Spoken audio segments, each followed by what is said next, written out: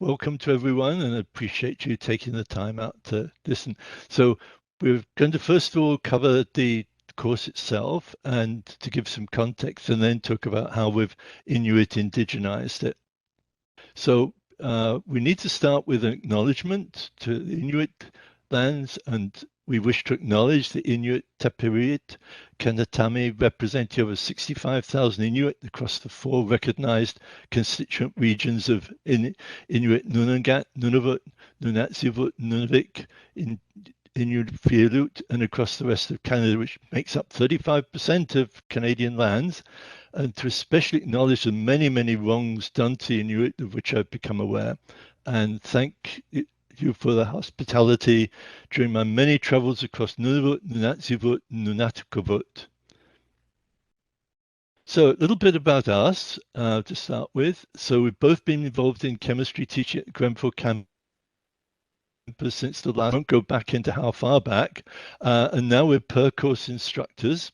And I'm also Professor Emeritus. And over the years, I've been made a 3M Fellow, NSERC Promo Science Award, MUN's President's Award, Chemical Education Award, CIC, and the Lee Lorch Award of the Canadian Association of University Teachers, the most recently.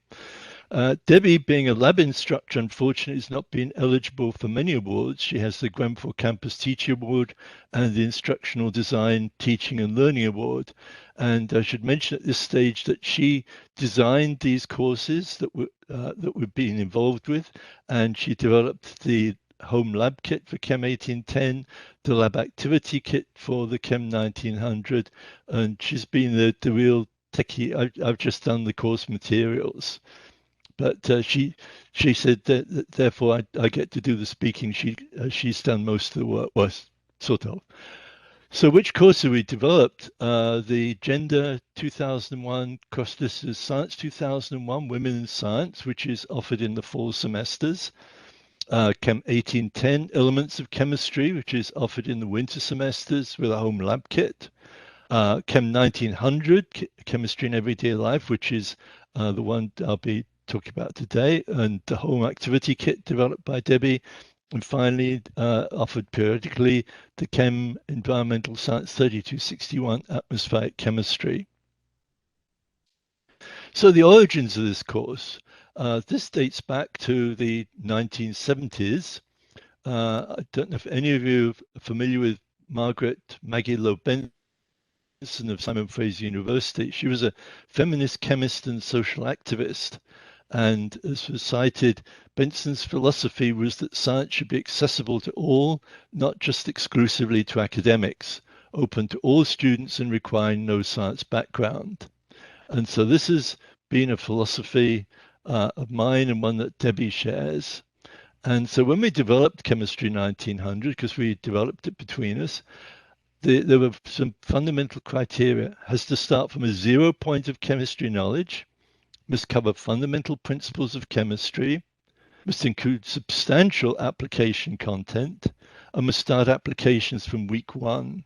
That's important because so many of these ones that claim to be interesting chemistry courses, they front load the theory and backload the applications right at the end. And it must be academically rigorous. So this is a quick summary of the course content. Some of you are not chemists, so I won't dwell on it too long. But we start with a bang. We start with the Big Bang, the origins of the universe. So these are the sorts of things that get students interested, not burbling on about Mendeleev. Well, we mention him, of course, but we start with the excitement of the formation of first atoms. Then week 2, we get into molecules. Week 3, we get into the atmosphere. Week 4, we get into carbon compounds with hydrogen.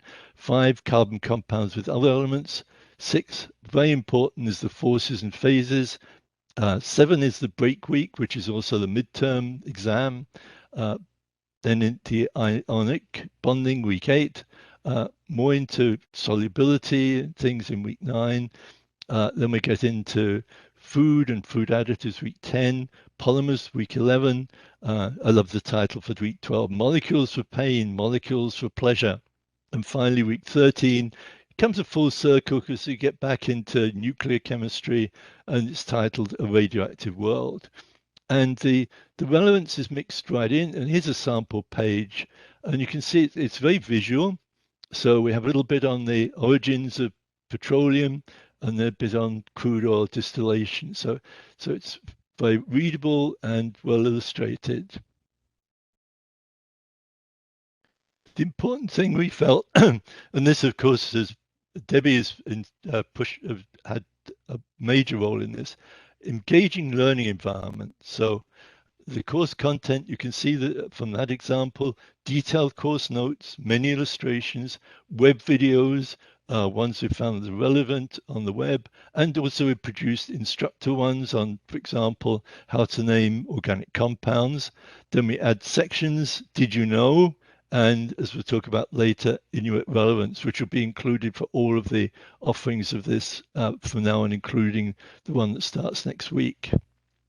Learning resources, objectives checklist, key term list, review questions, crossword puzzle, and drag and drop activity, and we'll talk about those anon. And then weekly assessments, graded discussion post activity with required activity report, and checkpoint as quizzes. And I should mention also we have a weekly newsletter, and this has proved very important in terms of keeping the students feel that they're in contact with us. So every week we post a weekly newsletter. So this is the grading scheme. So the activity report based on the activities they have to do each week. Weekly checkpoints, this is the quiz. Online weekly discussions, and midterm exam, and final exam. So here's a sample, did you know? So this is one in later parts of the course when we get into water, hydrogen bonding, solubility of salts in water. And this is one about the fact that there's probably liquid oceans on the underneath the ice of the moons around Jupiter and particularly Europa. So this gives you a little feel for sort of little asides that we have there. Drag and drops. Now the drag and drops are very enticing to students. And each week there's at least one of these, sometimes two. And we want to really get students familiar with the concept of molecules. So not just have little, CH4 or O2. So they need to get to know the colors. Oxygen's red, nitrogen's blue, carbon's black, hydrogen's white. I hope they don't actually think that's reality. We tell them not, but you know how things get embedded. And so they've got to drag over the molecule and pop it in the correct place. And it relates that they then get a better understanding of the atmosphere composition. And they can, I know there's a button at the bottom, they can press, see how many they got right. And of course, if they got them all right, the little comet comes across and flashing stars and things. And then later on, that some of them are quite sophisticated. So this is on the food week. And I've actually got to look at these molecules very carefully and see that, for example, this one here has got lots of OHs. So this is probably a sugar, and this one's a long chain with a carboxylic acid on the end, and so that's probably a fatty acid and so on. So there's quite a bit of thought that has to go into picking these out. And the thyroid hormone has got lots of purple eyes on it, which is hard to see in this particular representation. So drag and drops have been very popular among students in terms of learning particular aspects and getting them to think about things. And Debbie has done crossword puzzles, which really attract some of them. So to reach the brain, drugs have to cross the blood-brain barrier. And so they're learning material from the course in little chunks and filling in the blocks of the crossword. So each week has a crossword with it as well. Discussions are very important. So it's required discussions with white space to give a sense of community. And the large classes, for example, we've got 50 in the Chem 1900 coming up. So we've split that into two. Sometimes with the gender studies, science one, we split into 3 virtual classes, which is where the newsletter comes in, because we can't post anything back in the discussions because it only goes to 1/2 or 1/3 of the class. In week one, the students need to make introductions of themselves. And then subsequent weeks, they can't see anyone else's post until after they've posted themselves. So they don't just say, oh, I agree or something. They've got to actually think up some original thing to post and then make a meaning. Then as soon as they press submit, then they see all the other postings, and we'll come back to that a little bit later on. And some of them would get really carried away. We find some people post 2, 3, 4, 5, and just keep going. It's like, hey, yes, it's fascinating, but get back to read the material. Now, here's a good example of one of the activities, which is all about polymers. And so this particular one, in their activity kit, they have instant snow, which is sodium polyacrylate, and also used in disposable diapers. Magic sand, and they get to examine the properties of that. And finally, they comparison test regular packing peanuts versus the biodegradable ones. So a variety of activities that Debbie's come up with for each week for them to do. And some of the weeks are molecular models, in fact, 3 of them in particular. And so week 2, they start making simple molecules, and so they have to photograph them and then submit them back to Debbie, and Debbie grades them. And Debbie can ask them to resubmit or discuss if they've got like CO single bonds or something. Week 4, into many carbon compounds, and they have to make up a selection again, photograph them with the chemical structure and the chemical formula. And then week 5, when we get into more complex organic molecules, here's an example of one of the functional groups that they have to make up. And in the later weeks, we encourage them to make up molecules as well, just to see the structures of some of these other things that are discussed in the course. Now, this little bit of a detour here. Some while ago, in fact, I meant to check on how long ago, I think it's about 8 years ago, I started working with one of my chemistry students on the links between chemistry and Inuit life and culture. This is Chem, Anderson, Inuit-Contextualization, and between us we wrote 8 articles which are published in Chem 13 News. And this is the last one we did together, 2019, and then of course COVID intervened and all sorts of other things intervened. And more recently, resumed the series, and this is with Rosalina Nakitarek of Arctic Bay, and we've written 4 more articles together. And Chem 13 News are planning to issue a special issue which would just contain all these 12 articles, plus intro and contextual material that Rosalina's helped with. And this will be on the website in due course later this summer. I don't know exactly when, but also every high school in Canada, everyone across the whole of Canada, north to south, east to west, will get a print copy of this. So every school in Canada will get a print copy of this work on the Inuit chemistry and Inuit life and culture. And Chem and Rosalina have contributed not only substantial work of the chemistry, but also their recollections and their reminiscences and consultation with elders. So this, I'm really pleased with this. So why we put this in? Because as you all know, that the university's come up with a strategic framework for indigenization 2021 to 2026. So Debbie and I thought to ourselves, well, the Chem 1900, we could probably do something, incorporate some of these articles. And so we came up again with a series of requirements. First of all, they must be totally relevant. With some of you may have seen chemistry textbooks where it says with Canadian content, and it turned out to be a Canadian skier or something like that. So it's absolutely got to be totally relevant. Utilize some of the relevant topics in the Chem 13 News series, but also develop additional features linking Inuit life to chemistry content. So this is something we're going to plan to do this spring before this next offering starting next week. However, back in January, we got contacted and asked whether we would put on Chem 1900 for Inuit students in the education program at Nunavut Arctic College.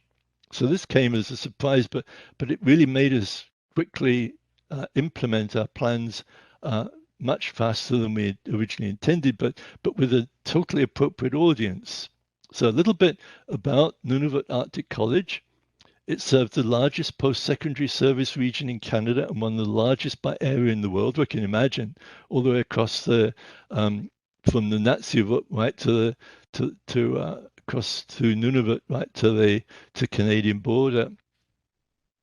So this was the Bachelor of Education program, which is currently jointly between Nunavut Arctic College, Memorial University's Faculty of Education, and it involves 9 communities with 88 students, and we're involved with one section of it, and it involved the students in the eastern third of Nunavut, and we're asked to put this on, and we did, and we implemented our Inuit-Indigenization as we went throughout this course.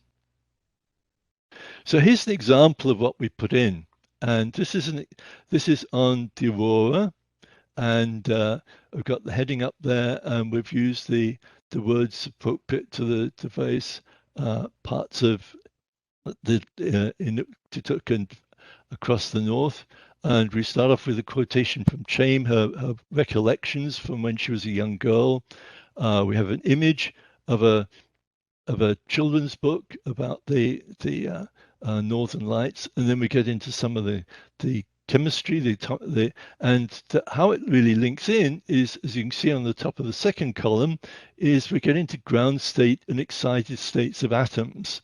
So we get into the shell model of the atom, and we get into the electrons being able to move up excited, and then when they drop back to a ground state, they emit lights of different colors. Here's another example.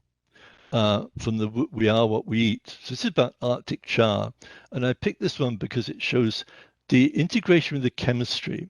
So Arctic char only live in the north because they have a big oxygen demand. And here's a diagram of oxygen solubility in water versus temperature. It shows that only at low temperatures is there enough oxygen in the water to support the Arctic char. Then we get into chemistry, and one of the things we really emphasize is the different ways of displaying molecules. So you can see at the bottom a bond line diagram of one of the omega fatty acids. Then to make them realize it's not the straight chain, we have the space filling model. And in fact, it looks like a caterpillar that's doubled up. And then, as some of you are aware, soy sauce is a very popular condiment across the north, and unfortunately, it tends to be the fake stuff. And so we talk about the real stuff and the fact that it's rich in niacin and is actually a very healthy additive to the diet. And then when we get into big molecules, a whole section is on natural polymers, and we get into clothing in the Arctic. We talk about the collagen and the mucopolysaccharides that make up skins. And then we get into amalti, the Inuit dress for carrying a young child and also for ceremonial occasions. And finally, waterproof, and talk about the repellent molecules that are on the surface of these waterproof clothing. So we try to integrate it pretty closely. So into non-polar molecules, and as mentioned, into polymers, structures of polymers, and things like that. If you recall way back, we talked about oil and wanted the relevance there. And so we don't just want to look to the past, want to look to the present. And as you're aware, that snowmobiles have made a tremendous difference to life in the Arctic. And Debbie found this wonderful video halfway down here, which is of 2 young women chemistry students in a lab at minus 30 degrees, comparing the viscosity of a regular engine oil versus an engine oil particularly engineered to stay liquid at very low temperatures, such as this Shell one down here. And the topic of the discussion that week was alkanes, and so we got a comment back, or two comments. I had an aha moment while reading it and watching the video about oil viscosity. Today I learned the oil viscosity is important in the Arctic so the oil does not freeze. A second student, I would not have known that the mix of hydrocarbon molecules must have shorter chains. I'm trying to pay more attention to some things I've never paid attention to, such as types of oils. It's interesting because the types of oils are very important to hunters in the community. And I think this is one of the things that we enjoyed so much about teaching this course in the North, but particularly that students became more and more aware of curiosity. They ask questions about all sorts of things, even like Europa and the ice on the surface of Europa, and not just strictly about Inuit context. So we're so delighted because these are going to be teachers, and to have teachers who have inquiring minds to us is absolutely vital. And these students are going to go out with very inquiring minds. They want to know not just more about the chemistry of their Indigenous heritage, but also about chemistry in general. Here's another one. We get into silicates. This is ionic compounds. We just discuss silicates, and you can see the layer structure of soapstone. And then we got permission to use a video of an Inuit elder actually making a kulik, the traditional soapstone lamp that was used for heating, lighting, and cooking. And here's a picture of the kulik in action, or being used rather. And here's a comment from one of the students. I don't recall my family having a handed down kulik from generation to generation. I'm sorry to mangle the Inuktitut. My Anna Atsiok has a kulik and she uses it at times. She just recently made bannock this week using her kulik. It's pretty neat. It took time making the bannock, but it's just amazing seeing her light the kulik and preparing the bannock. And I've clipped just the image of the kulik, so I didn't interfere with her family privacy, but it's her grandmother actually tending to it is the rest of the image. But she submitted that image along with her discussion topic. We could write a book on the discussions. They were awesome, absolutely awesome. So, what comments did we get back from the Inuit students? Well, first of all, right at the beginning of the course, my immediate reaction to the chemistry course was nervousness. But after reading the course materials, all of the introductions, I'm extremely thrilled to begin this course. I'm pleased that the Inuit culture will be included. I'm excited about taking the chemistry course, especially because our Inuit culture will be incorporated into the course. Inuit culture and tradition are very important to me, especially our language, so I'm happy they will be incorporated. What I found most interesting, as this is midway through the course, was the Rock of Ages and how you guys added the relevance to Inuit. I really appreciate that, as it shows you guys value your Indigenous students. This is very touching. I can't wait until 10:30 p.m. because that's midnight Newfoundland time, so I can start on the checkpoint because we only open up 1 week at a time, an activity for week 10. I love this Chem 1900 course so much, and I'm so upset it's coming to an end soon. It's absolutely delightful.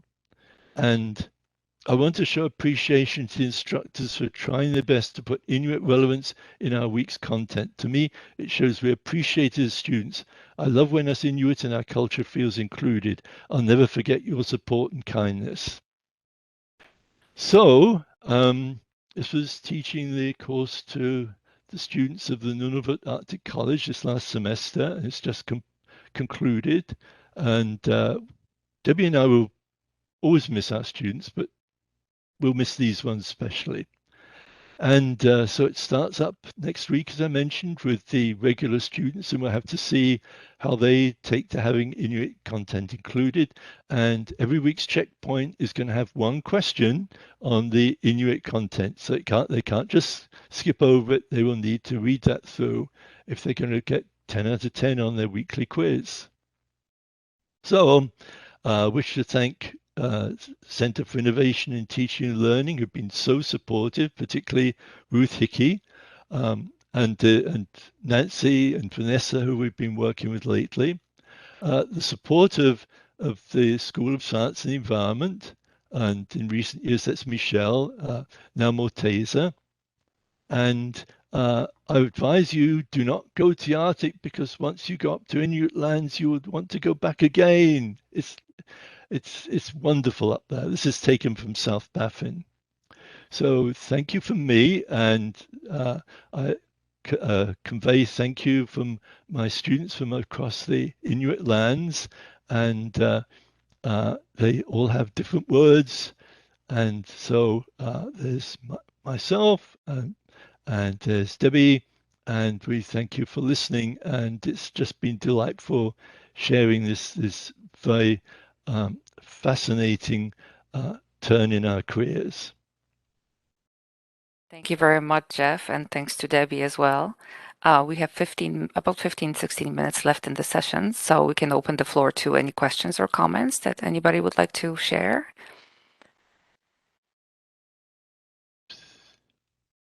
Please feel free to unmute yourselves and ask questions or speak if you wish. Hi, it's Mike Hartrup here. I have a question. Sure.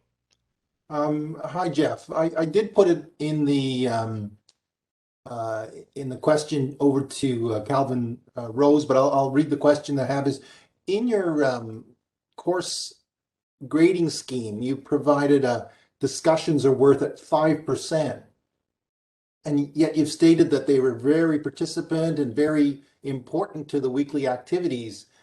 Is there any way that you were thought about changing the weighting of those discussions? That's an excellent suggestion. You're quite correct. In fact, Debbie and I talked about that way back, but with one thing and another, it sort of fell off our radar, as they say. Yeah, we should raise it at least to 10%. And with if we do get to teach it again with Nunavut Arctic College students, I think we need to raise it even more than that. I mean, they just chatted away, and it's so relevant and so eye-opening in what their participation. And yes, the one thing I didn't get into and was when we got on to the molecules for pain, and we got into some of the remedies that they've used for generations, some of which other students in different parts of Nunavut were not aware of. But Debbie and I looked into some of them, and we went into the medical literature and found that there was actually significant evidence of antimicrobial activity or whatever it is that's being used. And these discussions went on and on. So after rambling, to answer your question, yeah, Debbie and I really we thought about it and forgot about it, but we really should up that to at least 10%, maybe even more if we offer it again at NAC. And the reason I asked is a second part to it too, Geoff. The reason I'm asking is because of a student, if you take that out, I mean, or if it's so low, some people could see it as being a non-valuable activity, and therefore it becomes almost like the old style correspondence. Just do your quizzes, do your final exam, do your that type of a thing. And then my next part, the follow up to it is do you use the discussion rubric that's in Brightspace, or you can create one in Brightspace? Have you tried that? Oh, Debbie's been looking after the discussion and the grading of those, and yes, she has come up with a rubric, and that's posted on the under the discussion topic. Great. Thank you, Geoff. Very good.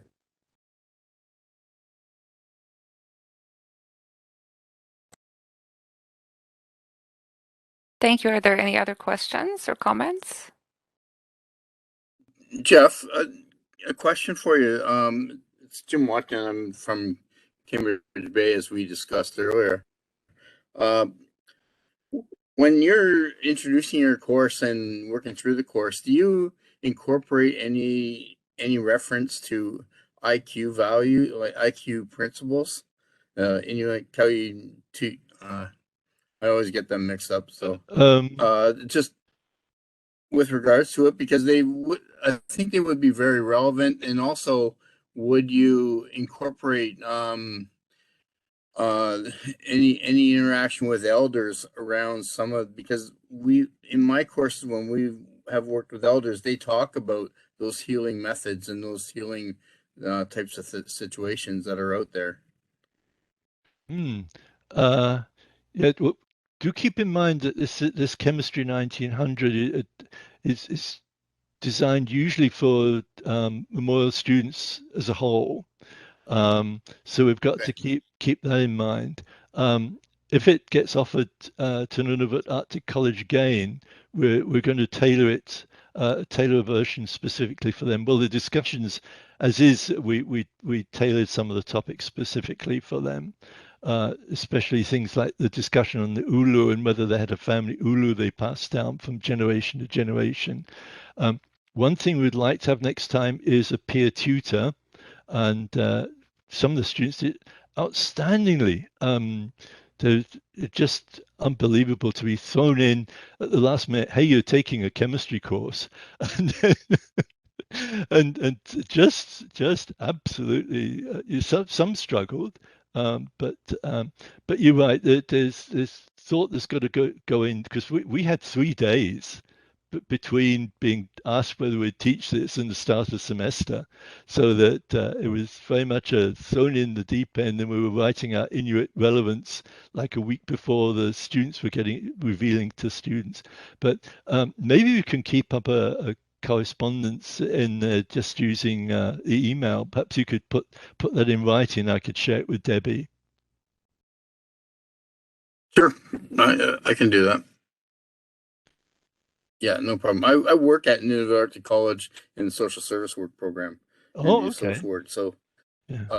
So that's why I asked, because our whole curriculum is based on IQ, and as the foundational aspect to it. So, so it'd be it's fairly important, especially because it comes with that, and also across Nunavut, you'll find there are different things are available, like different types of plants, different types of animals. Oh yeah, sometimes are available, and how they and what the and I think with you doing what you're doing, probably really interesting to take how they use skins, because for different types of skin diseases, they'll take the skin of a lemming and the skin of a rabbit and do those types of things. Yeah, lemming skin, because you can't go to the local store and get Band-Aids, and lemming skin is so it's very much the same purpose.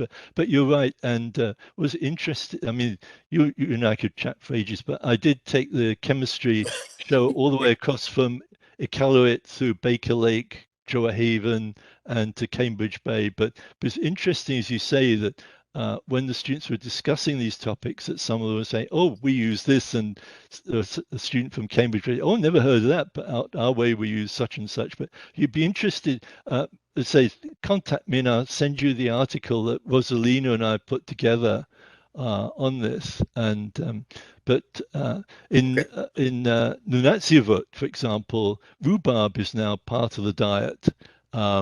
Which is quite interesting. There's so much to this, but anyway. Yeah. Thanks very much. We do have a couple of comments there, Geoff. I'm not sure if you can see the chat. Yeah, I can. Yes. Yeah, from Brian. Thank you. Yeah, it's and it's in a number of respects. One of the things was with the students, they were delighted to find out there was a good science behind some of these things. I think some of them felt uncomfortable. Oh, first of all, they became very comfortable in the discussion space with us, very comfortable. But in terms of feeling that there was a gap between their knowledge and science, Western science knowledge, and to find that, in fact, there was chemistry underlying things that they knew was incredibly reassuring to them, and wanted them to learn more about the chemistry underlying other aspects of their lives.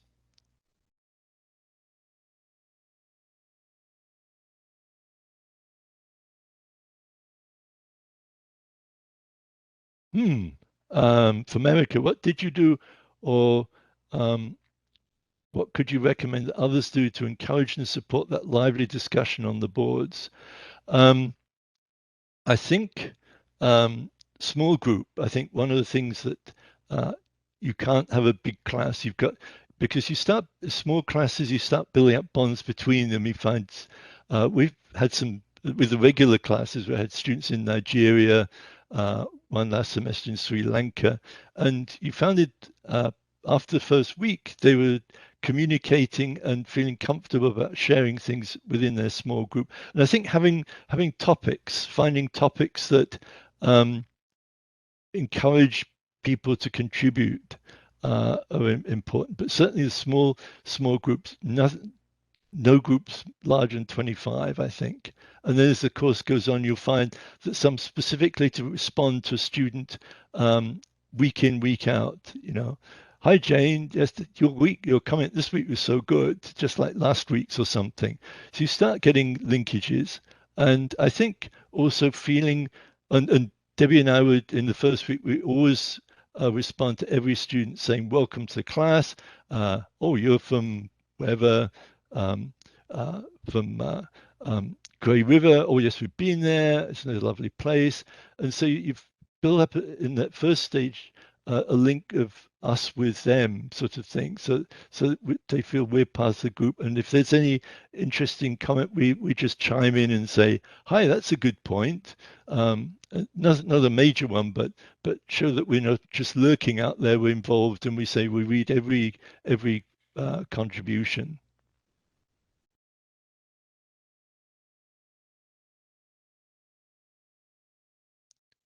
Oh, and one from Brian Garnier again. That it's good to hear about your course being offered in the NTEP program here. Okay, thank you.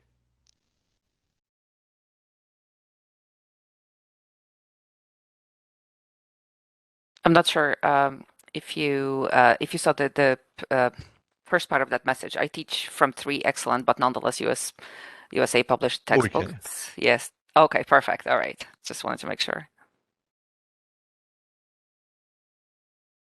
We have about 5 minutes left for any remaining questions or comments for Geoff.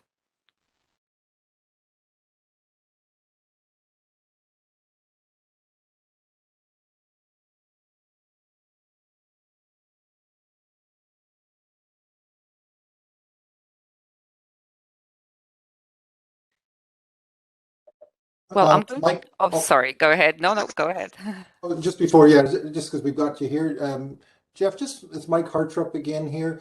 Just how do you find that you have any, what I call would be non-participatory, or how do you handle that on your on the design end, or is there certain things that are done, or on the facilitation end of students that are not engaged at any level? I've after hearing your presentation, you showcased a couple of learners that were very engaged in writing the articles and participatory, and a lot of people in the discussions. Well, how do you handle, or do you see many that are on the other end of the spectrum? Thanks. A few, but with the Inuit students, it was more case of a few of them weren't as fluent in the English language, and their discussion posts tended to be more simplistic. But on the whole, with that course, it was just every other one. But a couple of them didn't post in time, and it turned out that family problems, children with COVID, all sorts of things. And we reminded them, and what they then did was to post belatedly privately to Debbie and ourselves, because there's a deadline. You have to post by midnight Sunday, and but most of them are very good. If they didn't post, it was because of some real extreme family circumstance. And then, as I say, we took that into account, and they sent their own postings to Debbie and myself. So they were very good. They were very good. There was no exception. Or Erica's asking a question. Yeah, this time, as you've made clear with your presentation, this is a long time project for you. And I'm wondering how you started on this path, or what were some of the key things that allowed you to embark on this intercultural, international work. I've got a separate presentation on that, but anyway, we'll keep it short. That I've been involved in outreach for a long while, and one thing was when we went up to the schools in Nunavut, we were amazed at the questions we got, even from like young kids with our chemistry show, and they wouldn't let us go. It's like, sorry, kids, we've got a plane to catch, and things. So then this was this Christina Smeaton. Christina's logged off, I think. But we got money from NSERC Promo Science to get all the way across Nunavut. Oh, hi, Christina. Yep, she's Money to there. go all the way across, all the way to go across Nunavut, and we had equally amazing receptions and queries about things like, can we use Kevlar for making the boots for all sorts of things. And that was when, and then by coincidence, I mean, that's full of weird coincidences. Then I got Chem Anderson in my beginning course who aced the beginning chemistry. And so she joined the outreach team. And while we were traveling around up through here, there, and everywhere, we got chatting. And she said, there's a lot of chemistry underlying my way of life. And that was how it all started. Thanks. Yeah, shame that I heard about her work through you, and then through CSC has had a huge impact on my understanding and learning as well. And now Rosalino has taken up the work, and she's got a different perspective because she's Arctic Bay in the far, far north. And I was mentioning at the beginning that she's come down to Iqaluit. She hates coming south. She like Iqaluit.